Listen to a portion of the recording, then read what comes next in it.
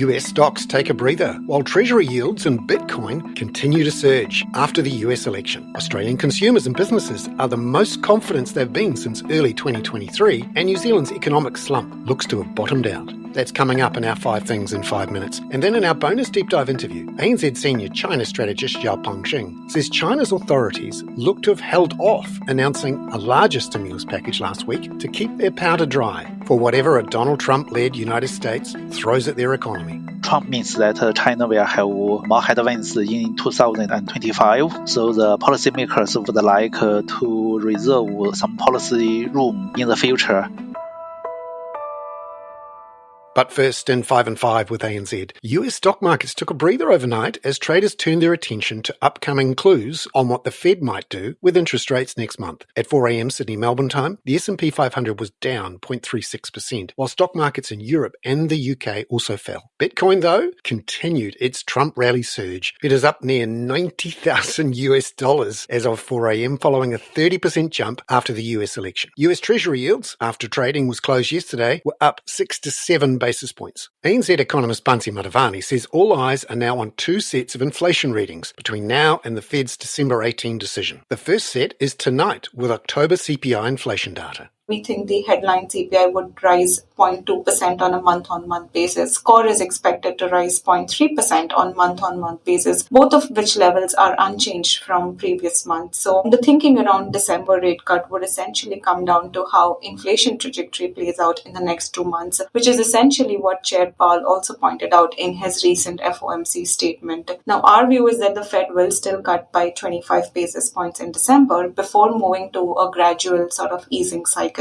in 2025. The US dollar index was up another 0.5% overnight as those US Treasury yields rose. At 4 a.m. Sydney-Melbourne time, the Aussie dollar was down 0.8% at 65.22 US cents, while the Kiwi was down 0.77% at 59.17 US cents. Number 2. Australian consumers and businesses are their most confident since early 2023 as tax cuts and cost of living support flows through to households and spending. ANZ economist Maddie Dunk says ANZ Roy Morgan consumer confidence shows people paying off a mortgage are now more confident than renters once again. If I look at that measure on a 4-week moving average basis for people who are paying off a mortgage or people who own their home outright, those measures are at the highest since June 2022. So that's just 1 month after the RBA first started increasing rates. So there are signs that people are feeling better about the economy. And I think there is this feeling that rate cuts are coming, even if it is in 2025. Number 3. Maddie says the Reserve Bank of Australia should be feeling pretty comfortable about the situation, particularly looking at cost and price growth measures in NAB's Business Confidence Survey. If you look at those inflation indicators, they're consistent with inflation being just above 2%, so right near the bottom of the RBA's target band. Now, in the month, we saw that there was further easing in labour and purchase cost growth. Selling price growth also eased, although there was a bit of a pickup in retail price growth. So all in all, it balances out to suggest that the aggregate measure was reasonably steady. Number 4. New Zealand's economic downturn looks to have bottomed out, with ANZ's truckometer readings for light and heavy traffic both picking up in October. ANZ economist Henry Russell says it's still going to take a while for stronger activity to really show through. When looking at the trend in traffic flows across the past year, it is consistent with flat economic activity and the economy still bouncing along the bottom. And look, we do expect to see an improvement moving forward, but it does take time for the economy to respond to lower interest rates, and a meaningful recovery in economic activity looks to be a story for the second half of 2025. Number 5. India's headline inflation rate surged above the Reserve Bank of India's tolerance rate of 6% in October. That was driven by a jump in vegetable prices, without which inflation would have been 3.6%. It's below the 4% target. ANZ economist Diraj Nim says the reading puts a December rate cut at risk, with GDP data at the end of the month now key to watch for indicating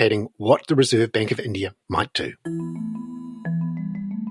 Now, in our bonus deep dive interview, ANZ senior China strategist Xing says China's authorities look to be holding off fiscal stimulus for now as they wait to see what a Trump White House might throw at them. The NPC standing committee meeting last week approved to top up the local special debt limit by 6 trillion yuan in the next 3 years. The money will be used to absorb the local government hidden debts. This is still a part of the debt swap program. The full program announced by the Ministry of Finance at the press briefing is a plan of 6 plus 4 plus 2. 6 is the 6 trillion yuan new debt approved by the NPC. 4 is another 4 trillion yuan to be allocated by the Ministry of Finance in the next 5 years. 2 is the 2 trillion yuan to repay the Shantytown renewal-related hidden debts, which will be to mature after 2029. By this program, I think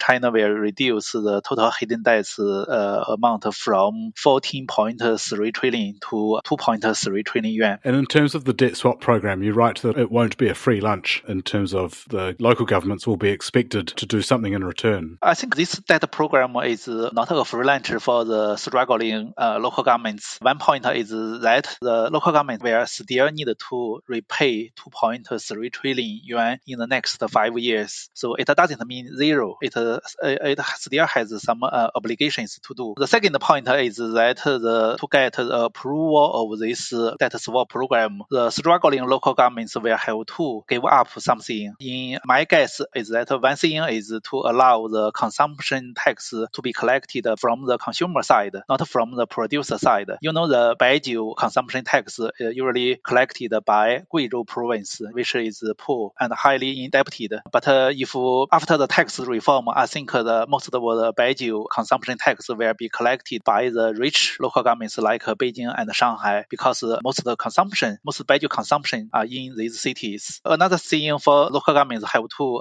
give up is the unified national market construction. This is one reason why China industrial supply is overcapacity, because there are too many factories built by the struggling local governments in their province. I think, for example, China has 600 EV makers in the country. All the top EV makers are all from some rich province like Guangdong or Shanghai. I think going forward, the struggling local governments will have to give up their factories. And then just looking ahead, there was obviously some disappointment that we didn't have further stimulus or bank recapitalisation announcement. Why is that? Take us through why you think they holding fire for now on further stimulus. Basically, we think the lack of direct stimulus this time is because of the external pressure. Trump wins means that China will have more headwinds in 2025. So the policymakers would like to reserve some policy room in the future. I think the bank recapitalization and also to use the special local government bonds to buy housing and lands will be announced soon, maybe in 2025. So that China can use this as the tools against the Trump risk in the future. For 2025, in addition to the bank capitalization and support to the housing and land market, I think China will have to significantly increase the fiscal deficit. The official deficit rate may be raised to 3.8% from 3% this year. This will bring in another 1 trillion yuan for the government. Another fiscal stimulus will be the issuance of special treasury bonds. Next year, the special treasury bonds will likely be amount 2 trillion. This year, we only have 1 trillion. So by these measures, I think China will have sufficient preparation for the Trump shocks in the future. Zhaopeng. I'm Bernard Hickey. That was 5 and 5 with ANZ for Wednesday, November the 13th. Catch you tomorrow with what Australian wage data today could mean for when the RBA might start rate cuts.